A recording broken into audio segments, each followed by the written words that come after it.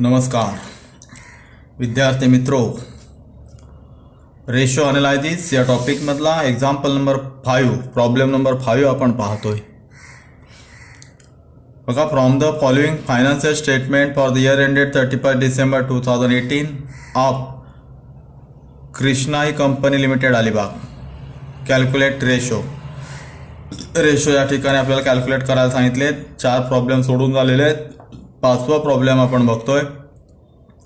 Profit and loss account दिलेला आहे या ठिकाणी, trading and profit and loss account. त्याच्यानंतर बॅलन्स शीट दिले आणि रेशो कॅल्क्युलेट करायला सांगितलेत. पहिला करंट रेशो, दुसरा ॲसिड टेस्ट रेशो म्हणजेच लिक्विड रेशो, तिसरा डेटर टर्नओव्हर रेशो, चौथा स्टॉक टर्नओव्हर रेशो आणि 5वा return on proprietary fund ratio. अशा पद्धतीने आपल्याला 5 रेशो कॅल्क्युलेट करायला सांगितलेले आहेत. तर आता पाहूया. पहिला पाहतोय आपण करंट रेशो. पहिला आपण सोडवतोय current ratio.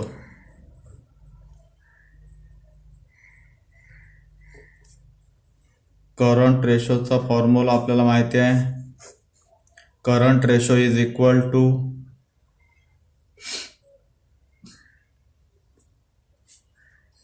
current asset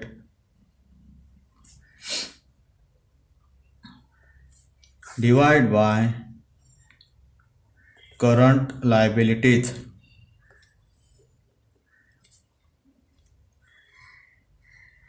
Current ratio is equal to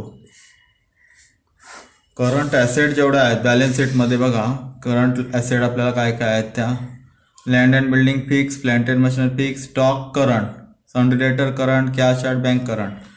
3 current asset आहेत: स्टॉक, सन्ड्री डेटर आणि कॅश. स्टॉक,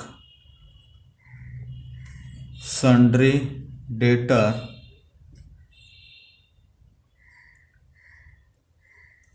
आणि cash at bank. Cash at bank ही झाली करंट ॲसेट. आता करंट लायबिलिटीज आपल्याला बघायचे आहे. 5,000 equity shares, general reserve, profit and loss account. आता इथे फक्त आपल्याला सन्ड्री क्रेडिटर एकच लायबिलिटी आहे बघा, sundry creditor, current liability.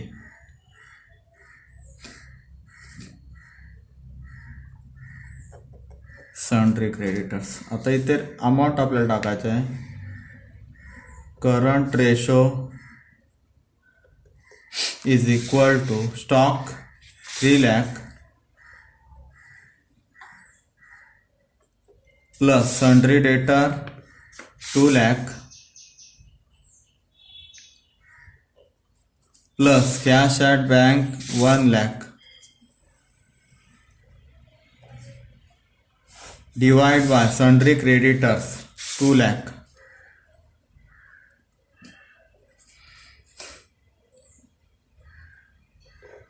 Current ratio is equal to 3 ने 2 5 ने 6. करंट ॲसेट झाली 6 लाख रुपये, 6 lakh. Current liability 2 lakh. Deviation करा, 5 0 5 0 गेले, 2 के 2 विचार 2 त्रिक 6 म्हणजे 3:2. हा झाला करंट रेशो.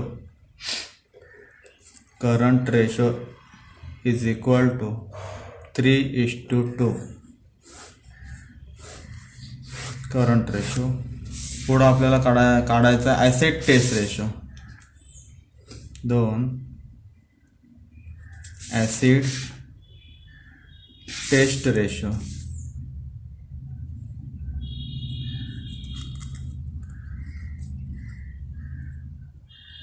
म्हणजेच लिक्विड रेशो.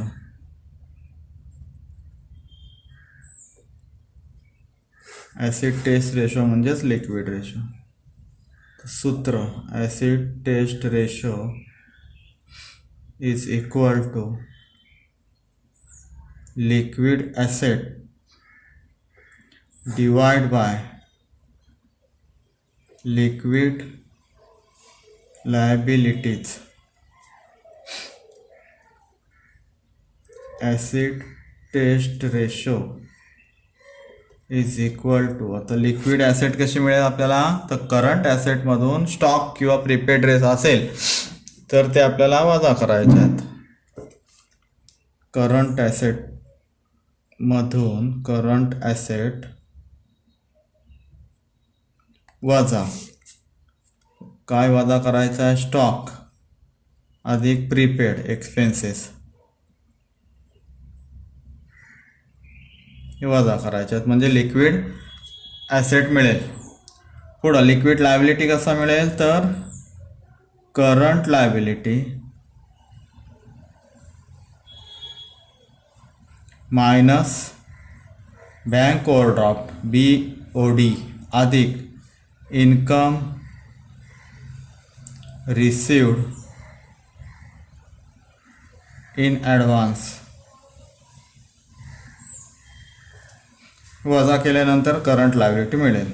आता पुन्हा acid test ratio is equal to, current asset किती काढली मग अशी सुरुवातीला 6 लाख, करंट ॲसेट 6 लाख 6 लाख, त्याच्यातून वजा स्टॉक किती आहे 3 लाख, स्टॉक 3 लाख अधिक प्रीपेड एक्सपेन्सेस नील, प्रीपेड एक्सपेन्सेस नाही आहे नील, डिवाइड बाय करंट लायबिलिटीज किती आहे 2 लाख. मगाशी आपण घेतलेलं आहे करंट लायबिलिटी म्हणजे करंट सन्ड्री क्रेडिटर एकच आहे, मायनस BOD नील अधिक इन्कम रिसिव्ड इन ॲडव्हान्स नील. आता इथं बघतोय 6 लाखातून 3 लाख गेले म्हणजे राहिले 3 lakh 3 lakh. Liquid asset 3 lakh divide by liquid liability 2 lakh, 5 शून्य घालवले 3:2 किंवा 2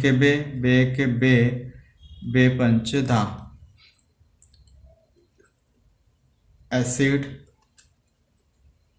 taste ratio is equal to 1.5:1, 1.5:1.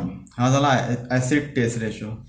आता आपल्याला पाहायचं आहे 3 नंबरचा ratio, debts turnover ratio, debtors turnover ratio. Number 3 debtors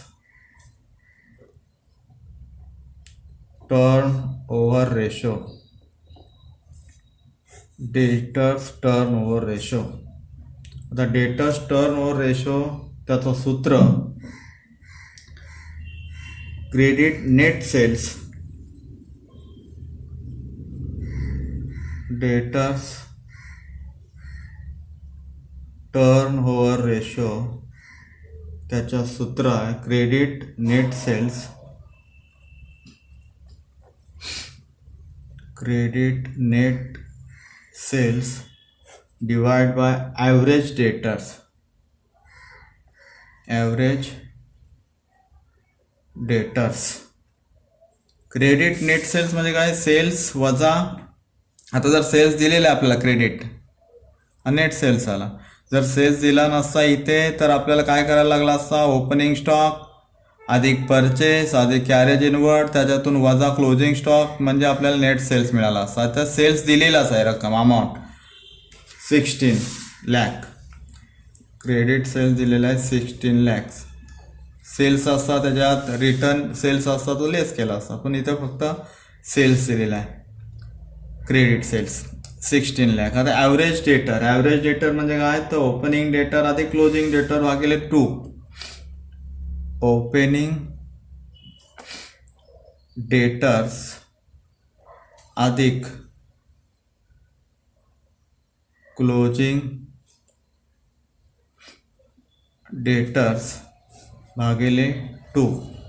आता इथं ओपनिंग आणि क्लोजिंग डेटरचं दिले असेल, ओपनिंग डेटर क्लोजिंग डेटर. आता बॅलन्स शीटमध्ये बघा ओपनिंग डेटर कुठं दिसत नाही आहेत, डायरेक्ट आपल्याला सन्ड्री डेटर्स 2 लाख रुपये दिसतात, म्हणजे जो फिगर दिला असेल तोच ॲव्हरेज डेटर. जर ओपनिंग दिला असता तर ओपनिंग अधिक क्लोजिंग याची बेरीज करून भागिले 2 केलं असतं आणि मग ॲव्हरेज डेटर मिळाला असता. आता सन्ड्री डेटर हा फिगरच दिलेला 2 लाख, त्याच्यामुळे ॲव्हरेज काढायची गरजच नाही. हाच ॲव्हरेज आपण समजायचा आहे 2 लाख. म्हणजे आता 16 लाख भागिले sundry debtors 2 lakh,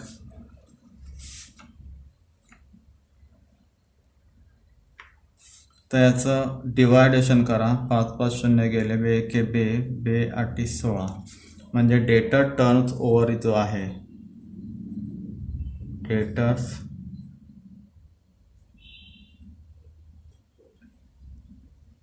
turn over ratio is equal to 8:1.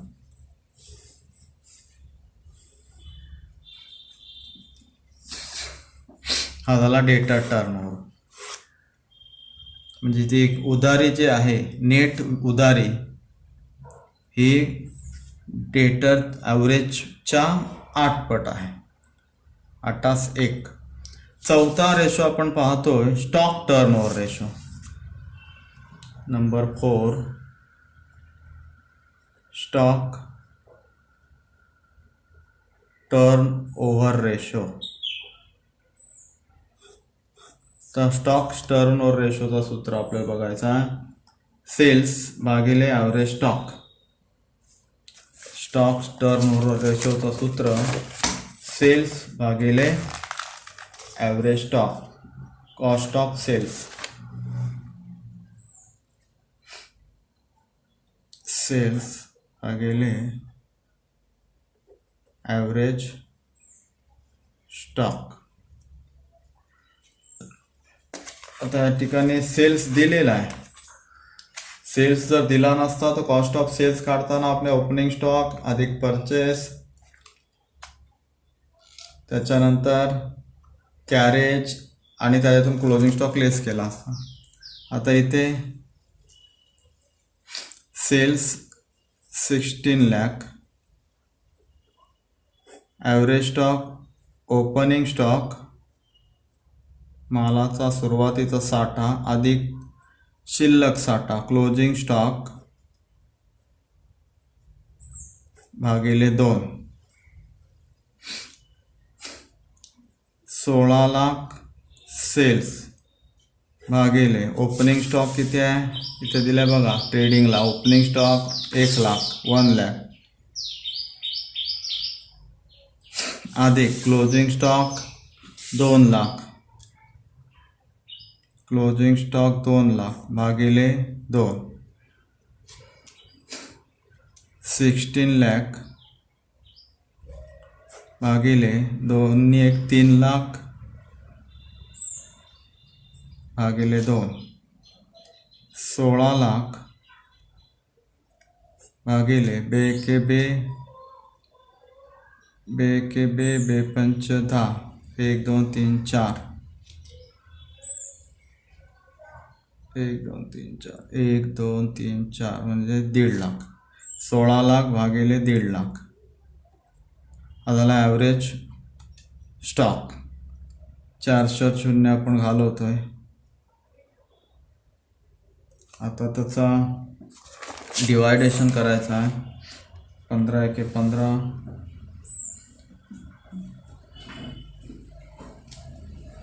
आजचा 1,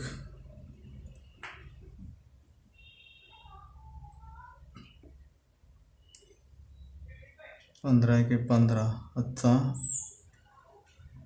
1 झाले 100. 15 5 75, 15 7 90, 15 5 75, 15 7 90,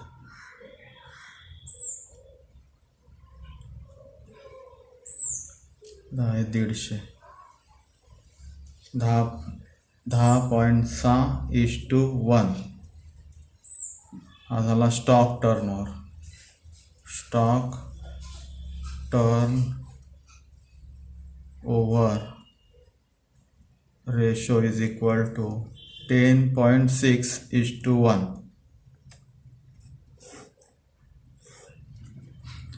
हा झाला स्टॉक टर्नओव्हर. आता शेवटचा आपल्याला काढायचा return on proprietary fund ratio. Return on proprietary fund ratio म्हणजे proprietary fund. Return on proprietary fund ratio काढायचा आहे.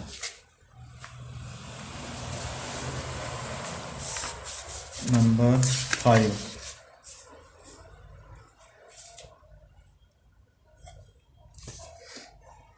returns on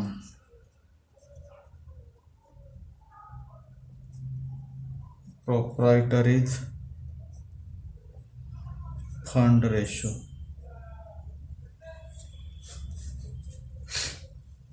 याचं सूत्र जो आहे proprietary fund ratio, proprietary fund भागिले टोटल ॲसेट.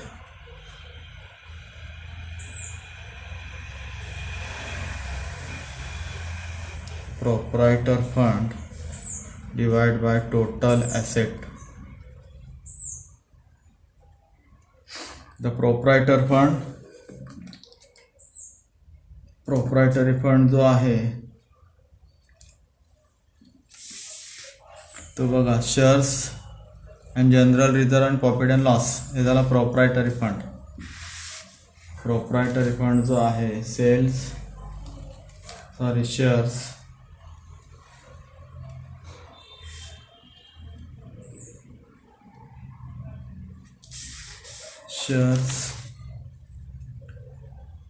जनरल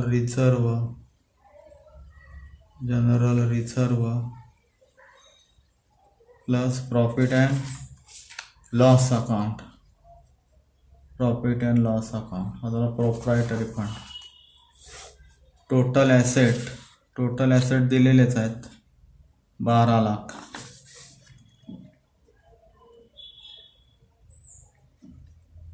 तर शेअर्सचे आहेत equity shares 5 lakh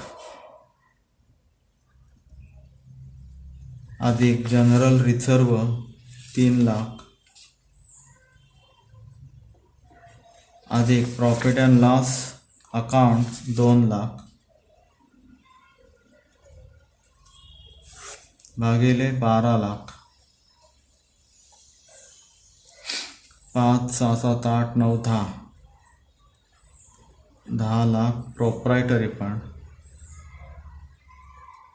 divide bye 12 lakh. 1 2 3 4 5 1 2 3 4 5 बेसक 12 बेपंच 10 5 1 5 5 1 5 5 2 10. हा जो रेशो आहे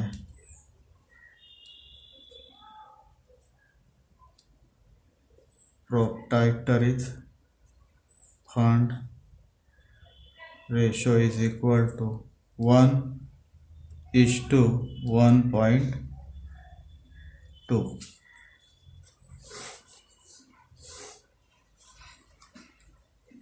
हा झाला प्रोप्रायटर फंड रेशो. अशा पद्धतीने आपल्याला रेशो कॅल्क्युलेट करायचे आहे. तिथे एक्झाम्पल नंबर प्रॉब्लेम नंबर 5वा सोल्युशन झालेला आहे. नंतर पाहणार आहोत आपण एक्झाम्पल नंबर 6. धन्यवाद.